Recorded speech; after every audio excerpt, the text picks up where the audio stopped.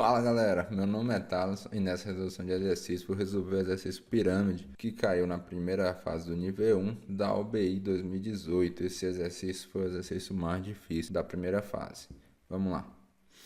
O resumo desse problema é o seguinte: você vai receber uma matriz N por N e vai informar qual o valor mínimo de uma pirâmide nessa matriz. E o que é uma pirâmide, ele fala no problema, ele diz exatamente isso. Se uma caixa está na pirâmide, a caixa imediatamente abaixo dela também deve estar na pirâmide.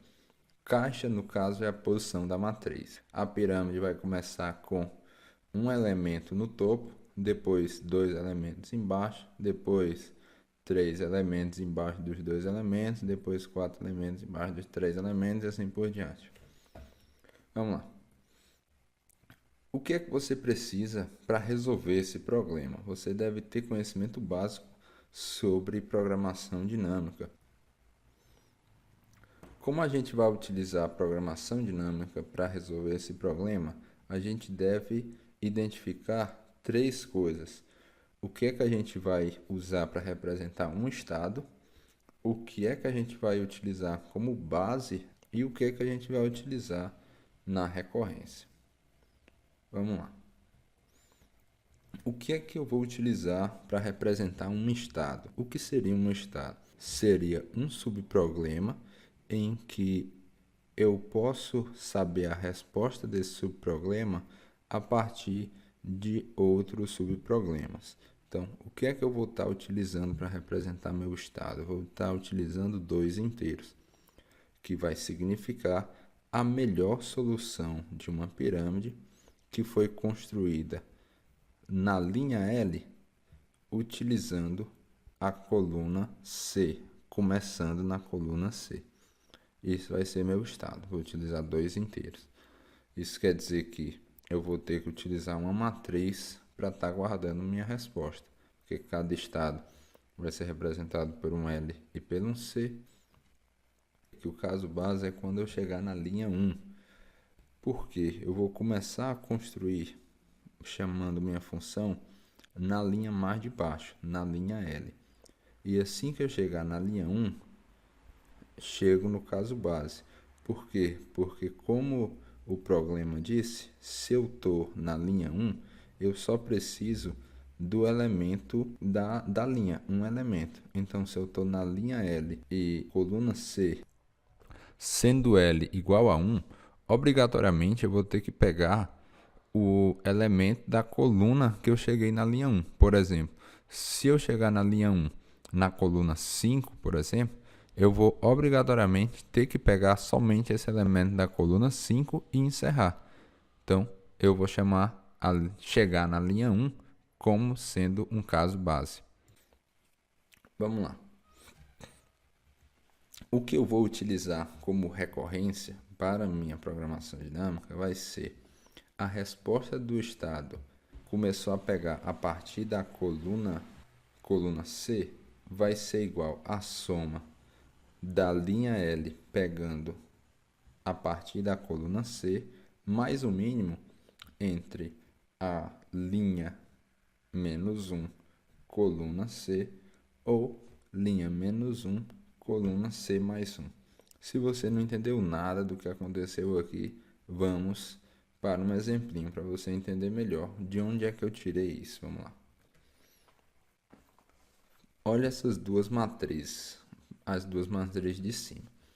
Digamos que eu estou tentando descobrir qual a melhor resposta para pegar os três elementos inferiores da matriz. Eu tenho duas opções. Ou a melhor resposta, além de pegar esses três elementos, é pegando os dois primeiros de cima ou pegando os dois últimos. Você vai perceber que se eu estou numa coluna L, começando a pegar de um elemento C, um elemento da coluna C, eu só posso começar a pegar ou dessa mesma coluna em cima ou da próxima coluna em cima. Por quê? Porque se eu for pegar qualquer ou começar a pegar de qualquer outra coluna, vai ficar elementos, não vai estar na pirâmide, que vai dar totalmente errado. Perceba na matriz de baixo. Finge que eu já peguei as duas últimas linhas e quero saber qual é a melhor opção a partir daí. Eu posso pegar ou o 10 ou 5, ou o 5 e o 67. Uma dessas duas opções. Ou seja, se eu estou na linha 3, começando a pegar os elementos a partir da coluna 2, eu posso ir para a linha 2 e começar a pegar os elementos na mesma coluna 2, ou eu posso ir para a linha 2 e começar a pegar os elementos a partir da coluna 3. Eu tenho só essas duas opções. Beleza? Então, vamos codificar isso aqui. Mas antes, vamos dar uma olhada nas restrições do problema. Estou aqui na restrição do problema, não estou aqui no problema, dou uma olhada e vejo que meu n vai até 100. Então, a minha matriz deve ser pelo menos de 100 elementos. Beleza. Aí ele vai dar o n, depois vai fornecer para a gente a matriz n por n. Vamos codificar o que eu acabei de falar. Vamos lá. Eu vou declarar global aqui para ficar mais fácil para a gente. O n. Vou declarar também a minha matriz, que eu vou chamar de m.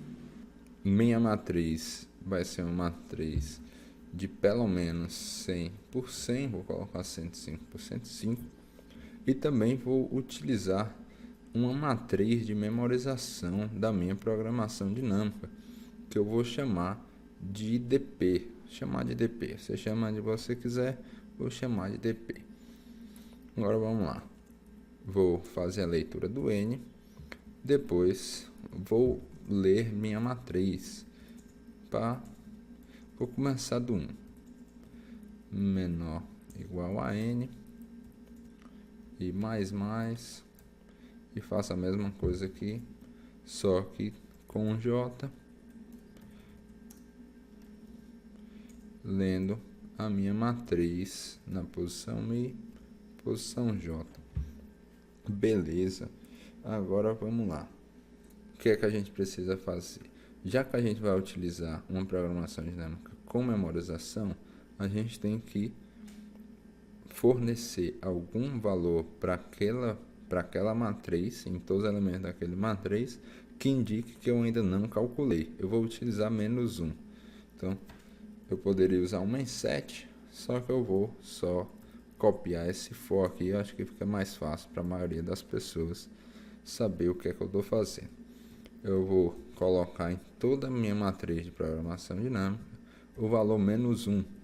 Esse valor menos 1 vai indicar que eu ainda não calculei nada nesse estado. No estado IJ, o valor não foi calculado. Então, li minha matriz, disse que eu não calculei nada ainda. Beleza. A resposta do problema é o mínimo que eu posso ter em uma pirâmide. Então, vamos imprimir aqui logo a resposta do problema que a minha programação dinâmica vai dar. Eu vou falar que se eu estiver na linha L, começando a pegar do primeiro elemento, vai dar certo. Beleza. O que é que eu estou dizendo? Vamos lá copiar o primeiro exemplo para a gente ver, visualizar melhor. Copiar aqui esse primeiro exemplo, colocar aqui embaixo. Vamos lá. O que eu estou dizendo? Eu vou começar a pegar na linha L. No caso aqui, que L é 3, eu estaria falando que eu estou pegando essa linha e estou começando a pegar na coluna 1. Como eu comecei a pegar na coluna 1 e estou na linha L, e eu sei que na linha L eu tenho que ter L elementos consecutivos, vou ter que pegar toda essa linha. Beleza. Então eu tenho que fazer uma funçãozinha para somar, sempre que eu estiver num estado, somar os elementos, os próximos L elementos, a partir da coluna que eu estou, vou somar mais L elementos. Beleza. Peguei isso aqui. Aí as minhas opções para melhor resposta, começando a pegar a partir daqui, é essa ou essa. Então, vamos escrever lá em cima. Int solve, estando na linha L, coluna C, o que é que eu vou verificar? Eu vou verificar se eu já calculei isso, se dp L C for diferente de -1, eu vou retornar dp LC. Se eu já calculei a resposta desse estado, retorna. Se eu estou num caso base, retorna também.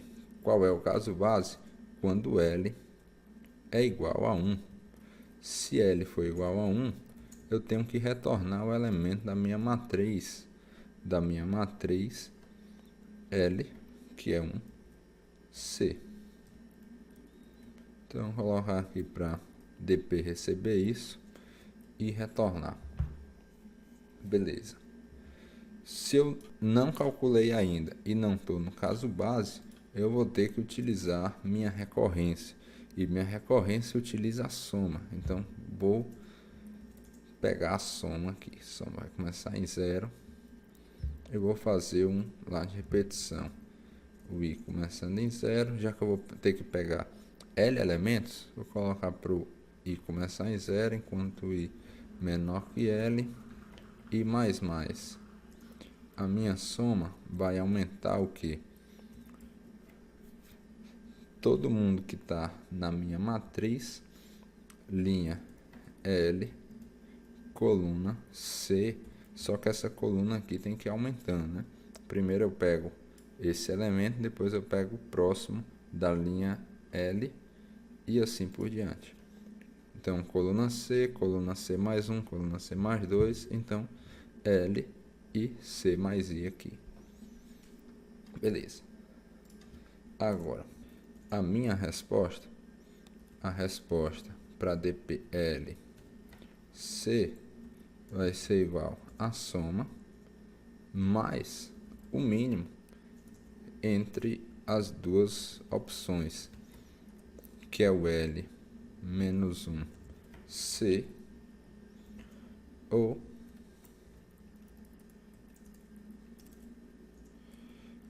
o L menos 1C mais 1. Beleza. Agora vamos executar aqui para testar. Vamos pegar, copiar isso aqui.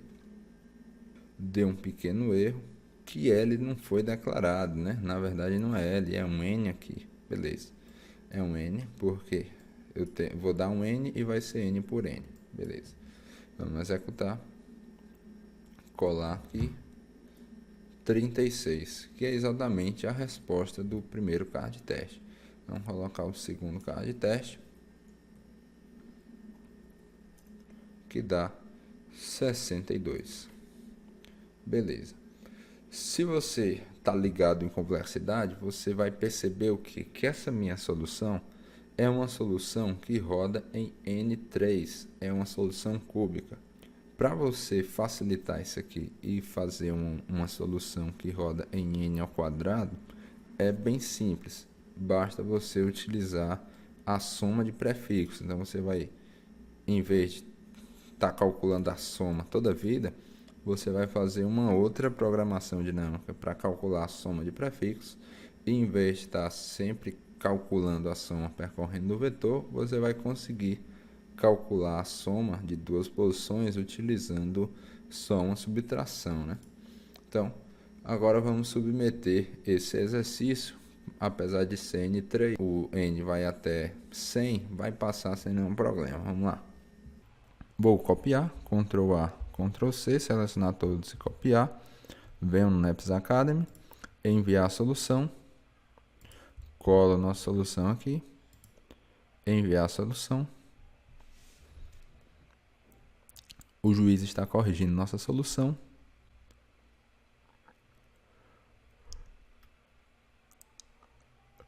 E a solução foi aceita. Valeu, pessoal. Espero que tenham gostado. Bons estudos e até a próxima. Falou!